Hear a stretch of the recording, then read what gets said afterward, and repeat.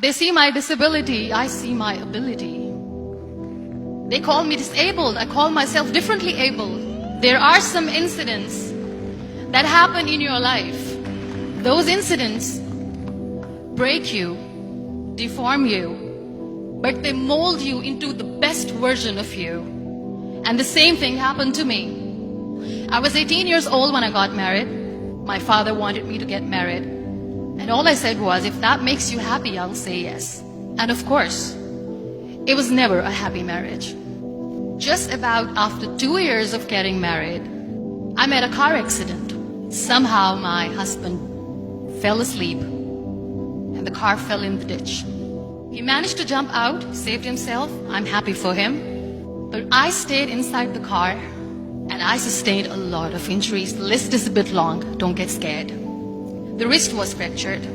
Shoulder bone and collarbone were fractured. My whole rib cage got fractured.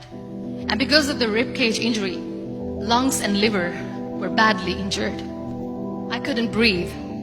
I lost urinary bowel control. That's why I have to wear the bag wherever I go. 3 vertebrae of my backbone were completely crushed. And I got paralyzed for the rest of my life.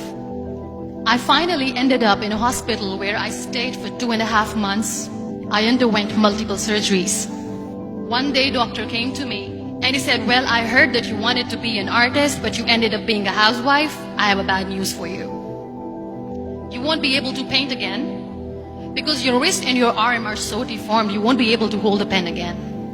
Next day, doctor came to me and said, your spine injury is so bad, you won't be able to walk again. Because of your spine injury and the fixation that you have in your back, you won't be able to give birth to a child again.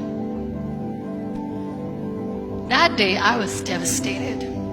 I asked my mother, why me? And that is where I started to question my existence. Why am I even alive? And that is where I realized that the words have the power to heal the soul. My mother said to me, this too shall pass. God has a greater plan for you. I don't know what it is, but He surely has. And in all that distress and grief, somehow or the other, those words were so magical that they kept me going. One day I asked my brothers, I know I have a deformed hand, but I'm tired of looking at these white walls in the hospital and wearing these white scrubs. I'm getting tired of this. I want to add more colors to my life. I want to do something. Bring me some colors, bring me some small canvas. I want to paint. So the very first painting I made was on my deathbed, where I painted for the very first time. It was not just an art piece or just my passion. It was my therapy. And then I was discharged and I went back home. And I went back home and I realized that I have developed a lot of pressure ulcers on my back and on my hip bone. I was unable to sit.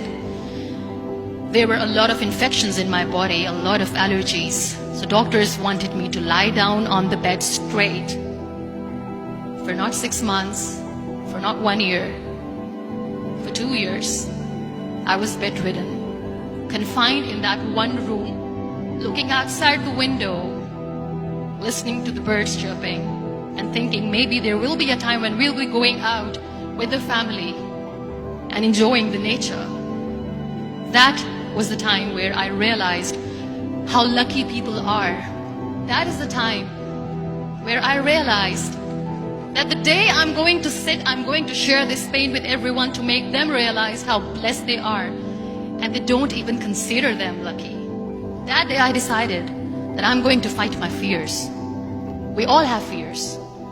Fear of unknown, fear of losing people, fear of losing health, money.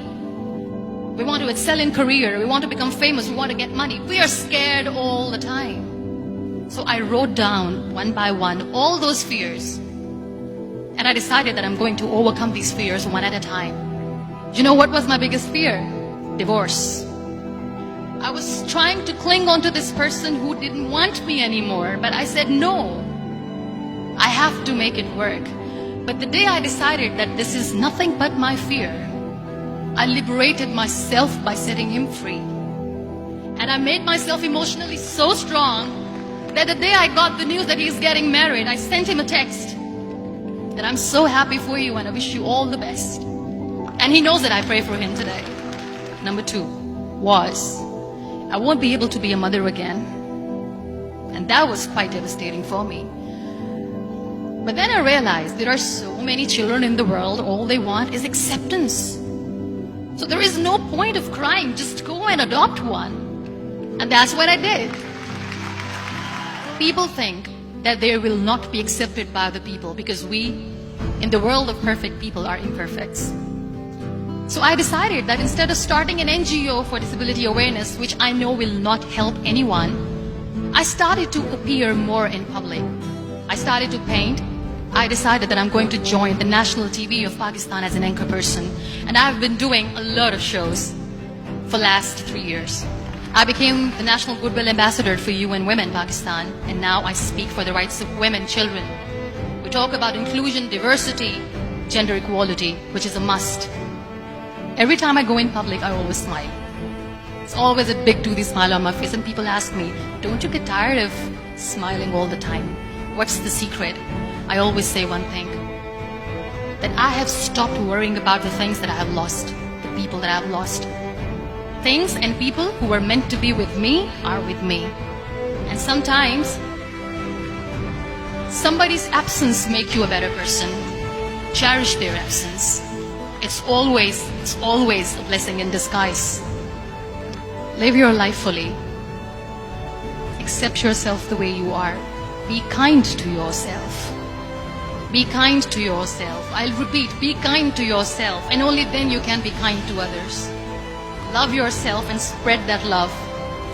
Life will be hard. There will be turmoils. There will be trials. But that will only make you stronger. So when you accept yourself the way you are, the world recognizes you. It all starts from within.